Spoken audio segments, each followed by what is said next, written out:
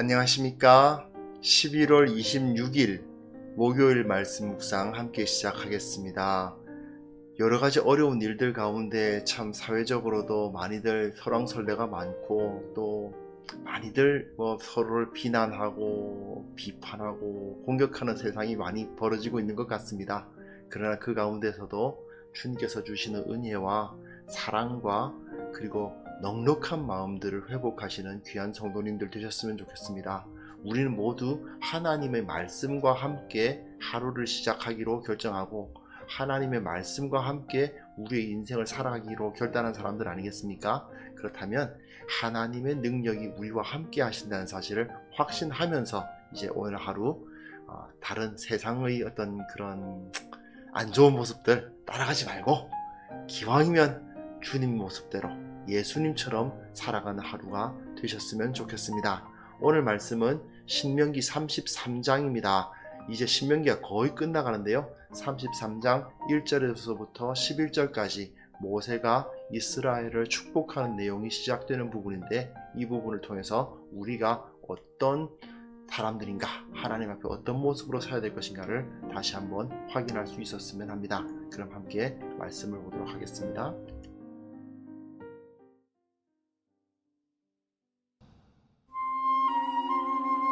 하나님의 사람 모세가 죽기 전에 이스라엘 자손을 위하여 축복함이 이러하니라. 그가 일렀으되 여호와께서 시내산에서 오시고 세일산에서 일어나시고 바란산에서 비추시고 1만 성도 가운데 강림하셨고 그의 오른손에는 그들을 위해 번쩍이는 불이 있도다. 여호와께서 백성을 사랑하시나니 모든 성도가 그의 수중에 있으며 주의 발 아래에 앉아서 주의 말씀을 받는도다. 모세가 우리에게 율법을 명령하였으니 곧 야곱의 총회의 기업이로다. 여수론의 왕이 있었으니 곧 백성의 수령이 모이고 이스라엘 모든 지파가 함께 한때로다. 르우벤은 죽지 아니하고 살기를 원하며 그 사람 수가 적지 아니하기를 원하나이다. 유다에 대한 축복은 이러하니라. 일렀으되 여호와여, 유다의 음성을 들으시고 그의 백성에게로 인도하시오며 그의 손으로 자기를 위하여 싸우게 하시고 주께서 도우사 그가 그 대적을 치게 하시기를 원하나이다. 레위에 대하여는 일렀으되 주의 둠밈과 우림이 주의 경건한 자에게 있도다. 주께서 그를 마사에서 시험하시고 무리바 물가에서 그와 다투셨도다. 그는 그의 부모에게 대하여 이르기를 내가 그들을 보지 못하였다 하며 그의 형제들을 인정하지 아니하며 그의 자녀를 알지 아니한 것은 주의 말씀을 준행하고 주의 언약을 지킴으로 말미암음이로다. 주의 법도를 야곱에게 주의 율법을 이스라엘에게 가르치며 주 앞에 분향하고 온전한 번제를 주의 제단 위에 드리리로다. 여호와여, 그의 재산을 풍족하게 하시고 그의 손의 일을 받으소서. 그를 대적하여 일어나는 자와 미워하는 자의 허리를 꺾으사 다시 일어나지 못하게 하옵소서. 네, 이제 신명기 후기라고 할 수 있습니다. 어제 본문까지가 결론이에요. 신명기가 다 결론을 내줬고요. 이제 모세는 할 말 다 한 거예요.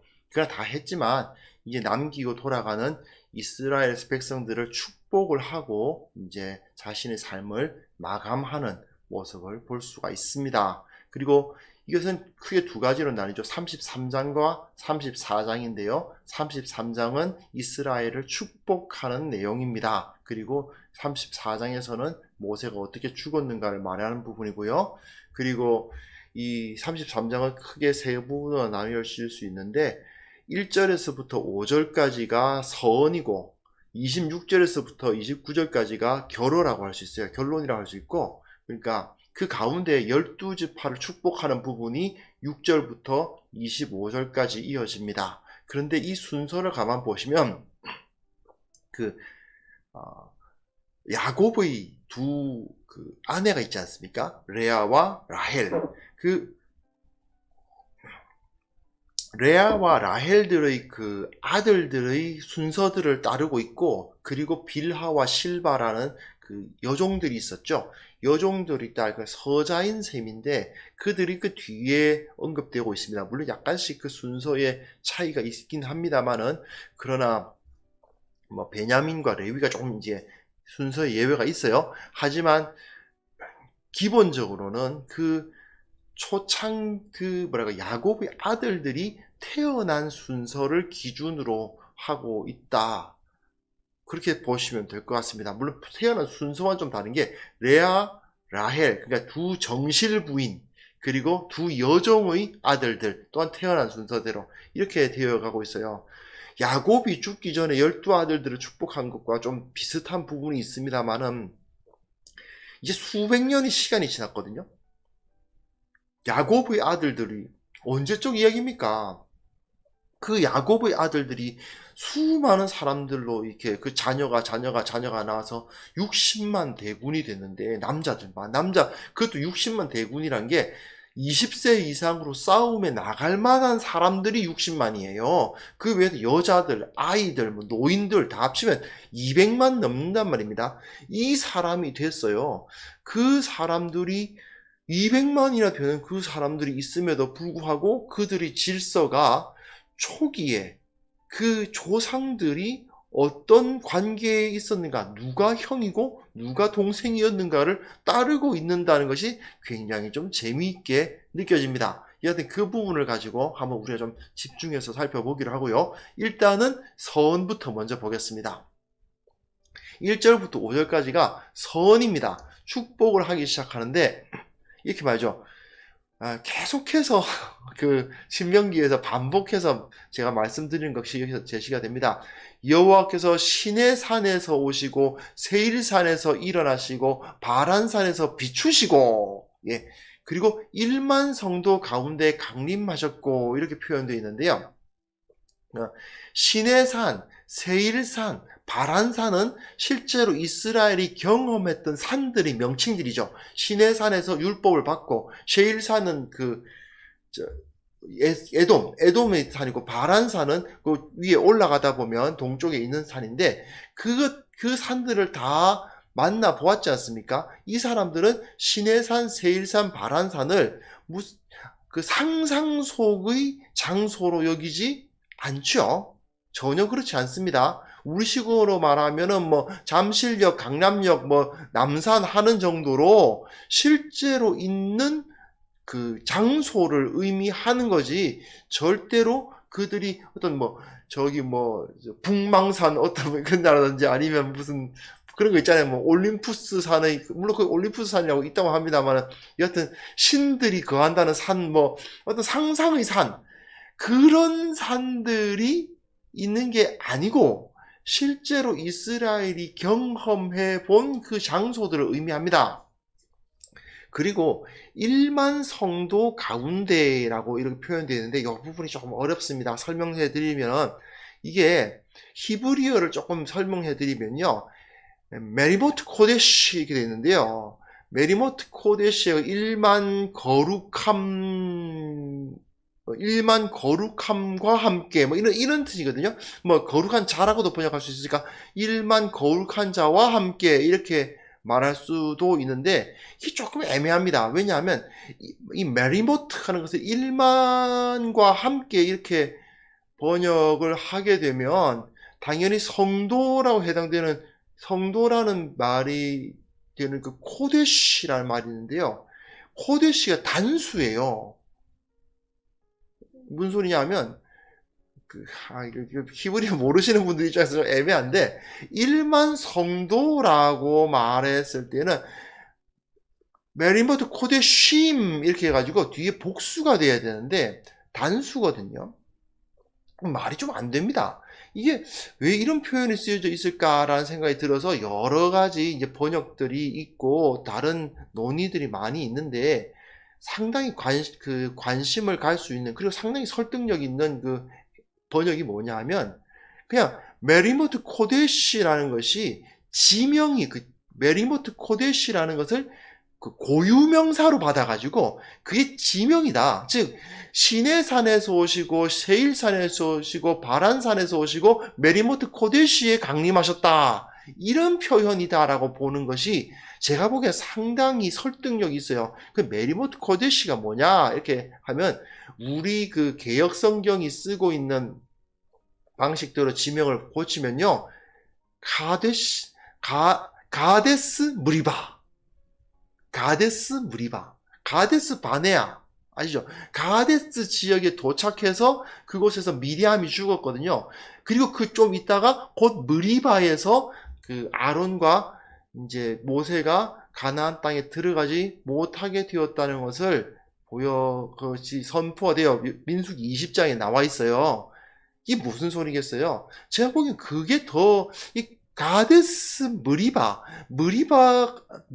그 가데스에 있는 무리바라고 보는 것이 더 좋을 것 같습니다. 제 생각에는 여러 가지 물론 다른 설득력 있는 해석들이 없는 건 아닙니다만은 제가 볼 때는 시내산과 세일산과 바란산과 가데스 무리바에 강림하셨던 하나님 이렇게 말하는 것이 훨씬 더 이 부분을 이해하기에 좋을 것 같아요. 즉 하나님께서 이 땅 가운데 임하셨다는 거죠. 특히 히브리어에서 이 성경에서는 여기저기서 다 쓰이는데 4는 땅을 상징하는 숫자입니다. 4가요. 동서남북 이러죠. 땅의 네 구석에 선 천사 뭐 이런 표현들이 많이 나오거든요. 4가 땅을 상징하는 숫자인데 시내산, 세일산, 바란산 그리고 가데스 무리바 4개죠. 네 개의 그 장소를 제시하고 있는 것이라고 보는 것이 훨씬 더 설득력 있는 해석이 아닌가 생각됩니다. 이와 같은 중요한 건 하나님께서 저 하늘 먼 곳에서 어떤 이야기로 주신 것이 아니고 실제 역사 가운데에서 일으키신 사건 가운데 말씀하셨다. 그 주님이 오른손에는 그들을 위해 번쩍이는 불, 권능을 상징하죠. 힘을 상징합니다. 그 강력한 능력으로 임하셨는데 여호와께서 그를 사랑하셨고 백성을 사랑하셨기 때문에 말씀 곧 율법을 모세를 통해서 주셨다라는 선이 주어지는 거죠. 지금까지 제가 그 신명기에서 자주 이야기한 거 아닙니까? 역사적 신앙, 어떤 상상, 신화가 아니고요. 무슨 뭐 저기 부엌에는 조왕신이 뭐가 있다더라. 무슨 뭐 화장실 신 있고 무슨 그 부엌신 있고 하는 거 있잖아요. 뭐 저기 뭐야 이런 식의 개념이라든지 또는 뭐 하늘에서 내려온 사람하고 곰의 변한 여자하고 결혼해가지고 뭐 단군이 태어나가지고 뭐 이런 이야기들 그런 게 아니고 실제로 이들이 경험한 역사적 사건에 근거한 하나님의 말씀이 우리들에게 주어졌는데 그 실제 하시는 하나님이 우리들을 사랑하셨고 그 사랑하셨기 때문에 무엇을 주신다고요? 말씀, 곧 율법을 주셨다. 그 율법을 주셨다는 것은 무엇이겠어요? 왕이 임재해가지고 법을 반포하면 뭡니까? 그 왕이 그 나라를 다스리는 거예요. 예, 여술은 곧 이스라엘을 말합니다. 이스라엘에 사랑받는 이스라엘의 왕이 있었으니 누굽니까? 여호와 하나님이죠. 여호와 하나님이 왕이 되셔서 온 백성의 수령이 모이고 그 앞에 주님을 예배하고 모든 지파가 함께하여 주님을 섬긴다. 우리 여호와 하나님을 섬긴다. 이게 하나의 그 축복의 선이라고 할 수 있습니다. 즉 이 12지파가 모두 다 하나님께서 역사 가운데 임재하셨던 그 하나님께서 베풀어 주시는 말씀을 받은 자들로서 하나님의 통치를 받고 하나님의 은혜를 받기 위해서 이 자리에 모였으니 이제부터 한 지파 한 지파 은혜, 즉 그 축복이 가해지는 거죠. 하나하나 더해지는 것이다. 그렇게 보시면 좋을 것 같습니다. 여하튼 지금까지 반복적으로 설명해 온 내용이 여기서 또 나타나죠. 하나님의 말씀은 언제나 현실 세계 가운데 임재하고 그리고 그 가운데서 말씀으로 주어지고 그 말씀에 대해서 통치를 받는 그걸 통해서 하나님의 복을 이제 얻기 시작하는 거죠. 자, 오늘은 11절까지 르우벤, 유다, 레위까지만 다룰 텐데요. 르우벤은 죽지 아니하고 살기를 원하며 그 사람 수가 적지 아니하기를 원하나이다. 이 끝이에요. 그 유다에 대한 축복은 여호와여 유다의 음성을 들으시고 그의 백성에게 인도하시오며 그의 손으로 자기를 위해 싸우게 하시고 주께서 도우사 그가 그 대적을 치게 하기를 원하나이다. 이렇게 되어 있습니다. 어쨌든 르우벤이 먼저 제시가 되고 있다는 것이 아주 독특합니다. 왜냐하면요, 이 르우벤 지파가 시내산에서 계수했을 때는 46,500명, 제가 밑에다 써놨죠. 46,500명이고 이 40년이 지나고 난 다음 계수해 보니까 좀 줄었어요. 43,730명, 조금 줄었습니다. 그에 비해서 유다 지파는 시내산에서 계시했을 때는 74,600명, 그런데 40년이 지나니까 오히려 늘었어요. 76,500명. 즉 무슨 이야기입니까? 유다 지파가 가장 강성한 지파입니다. 그리고 나중에 그 가나안 땅에 쳐들어갔을 때에도 싸움을 진두지휘하는 지파는 누가 뭐래도 유다 지파였습니다. 가장 강력하고 가장 사람 숫자도 많고, 그리고 그렇죠. 누가 보더라도 유다가 가장 눈에 띄는 지파입니다. 그래서 가장 선봉에 선 지파이기도 하고요. 그런데도 불구하고 지파의 순서를 따지면 어쨌든 르우벤이 먼저입니다. 여기 시므온이 빠져 있는데요. 시므온은 나중에 유다 지파에 흡수돼 버리거든요. 게다가 숫자도 굉장히 적어졌습니다.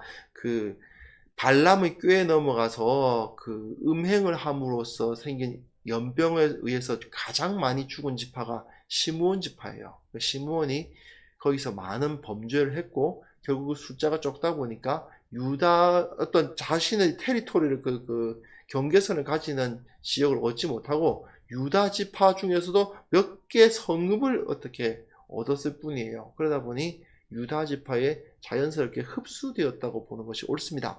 여하튼 르우벤과 유다는 분명히 유다가 그 당시 모세가 살고 있었던 상황에서는 가장 강력한 지파였음에도 불구하고 유다가 1번이 되지 못해요.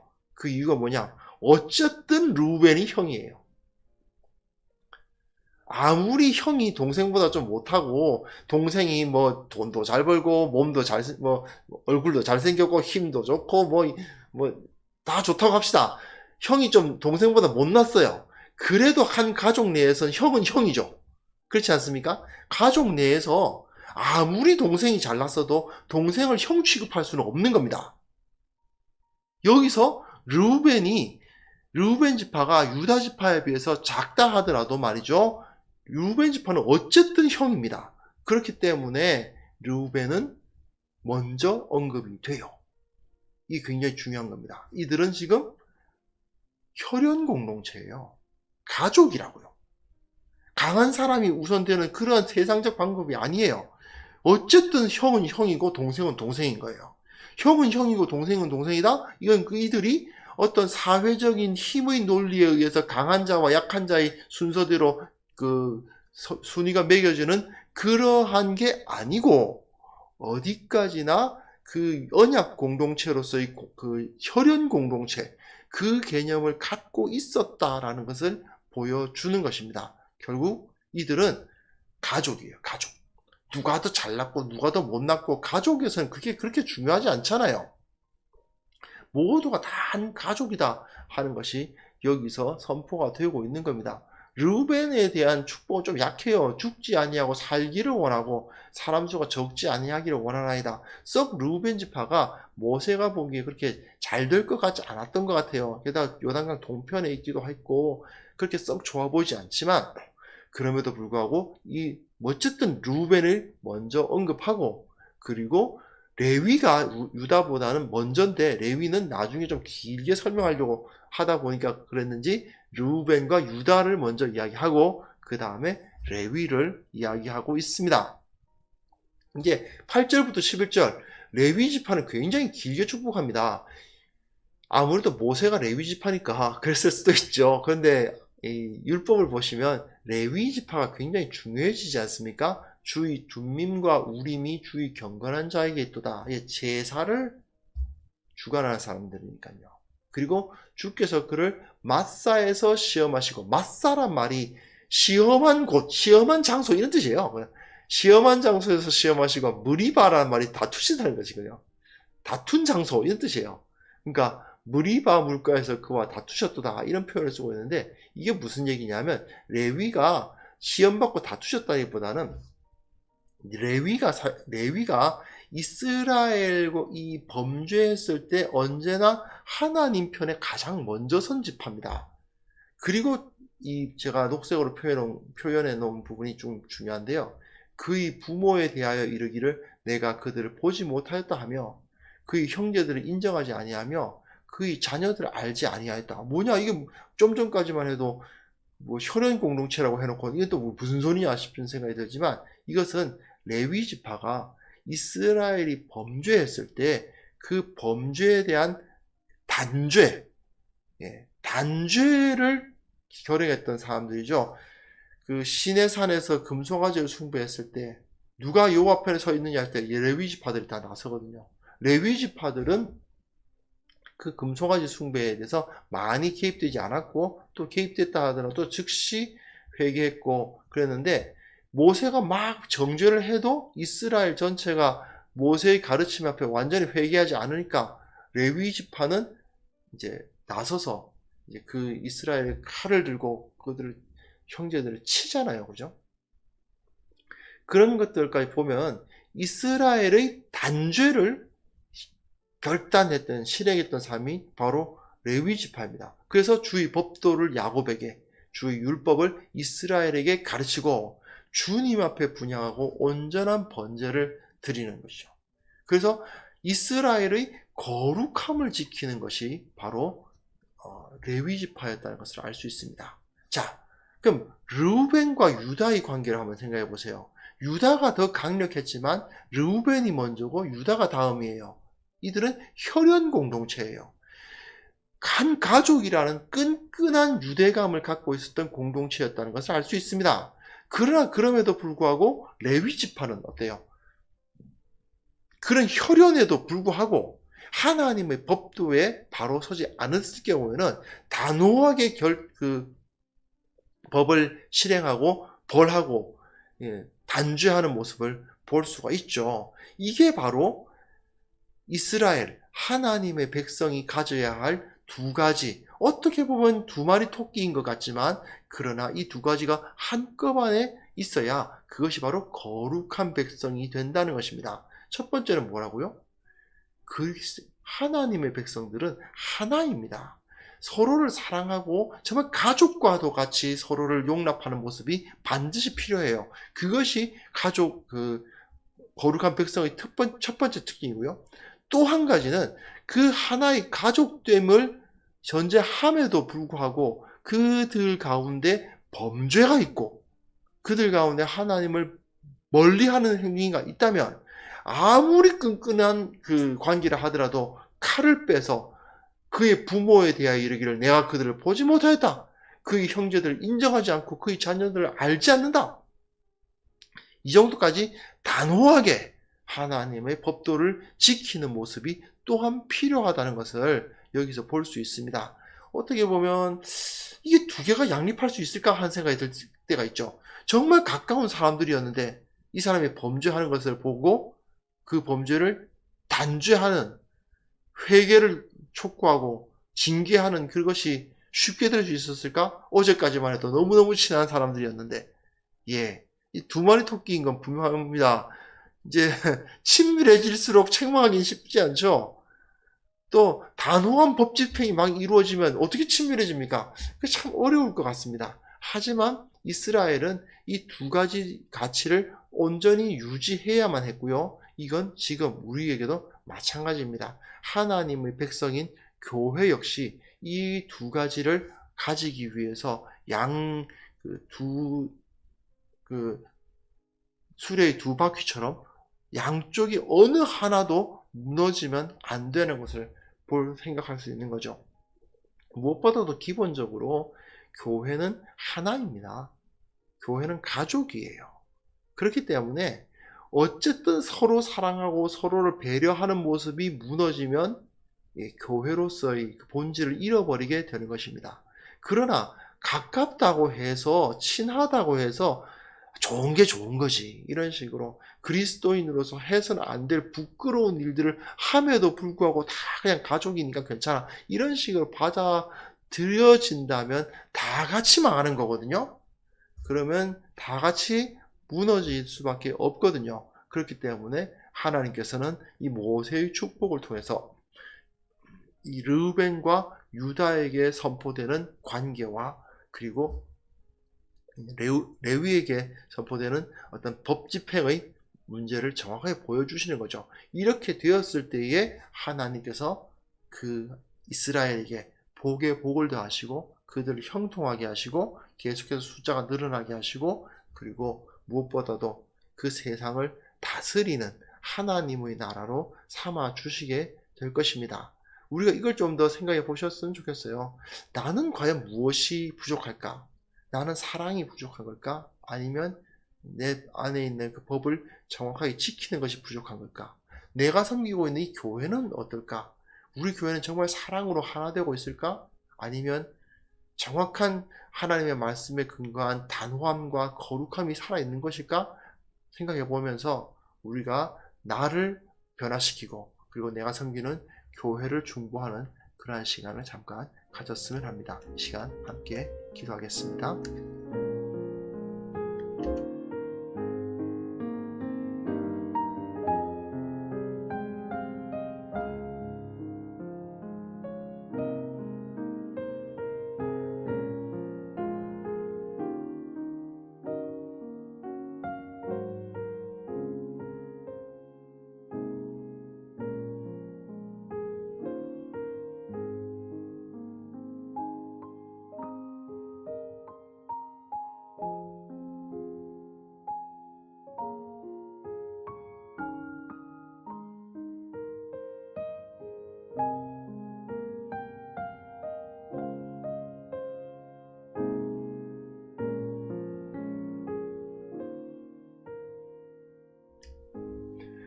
하나님 아버지, 나 자신을, 우리를 돌아봅니다. 그리고 우리 교회를 돌아봅니다. 무엇보다도 우리가 하나님의 말씀, 그 진리 위에 확고하게 설 수 있도록 도와주옵소서.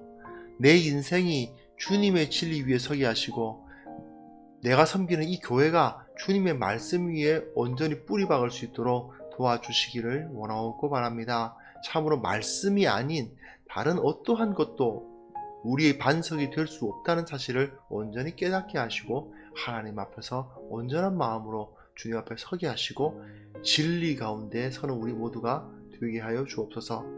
오늘 말씀을 통해서 우리가 묵상하였듯이 우리가 사랑으로 하나 되기를 원합니다.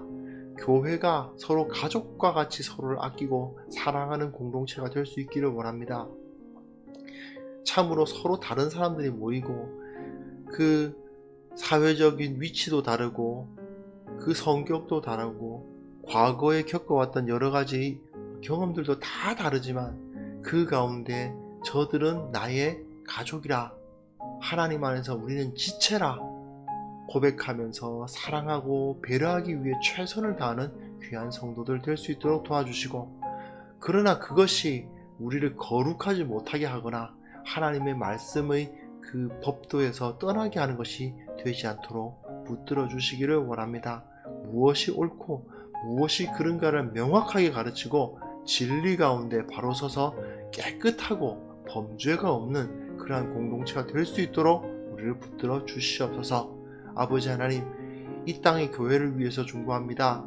이 땅의 교회가 참으로 하나 되어야 되겠고 또한 거룩해야 되겠습니다. 서로 사랑하는 모습으로, 그리고 온전히 범죄하지 않는 깨끗한 모습으로 이 세상 가운데 서서 소금과 빛으로 역할을 감당하게 하여 주시옵소서. 주님께서 이 일을 우리가 감당하는데 부족함이 없도록 은혜를 부어주시고 주님의 권능으로 함께 하여 주시옵소서. 우리가 세상의 본이 될 수 있는 공동체 만들어 주시기를 원합니다. 오늘 하루 주님 앞에 의탁합니다. 주님께서 일하여 주시고 우리를 통해서 예수 그리스도의 향기가 드러나게 하여 주옵소서. 많은 사람들이 이 전염병 때문에 고통스러워하고 절망하고 힘들어하지만 그들 가운데 빛을 던지고 위로하고 생명을 보이는 그러한 자들로서 우뚝 설 수 있도록 우리와 함께하여 주옵소서. 예수님의 이름으로 기도합니다. 아멘.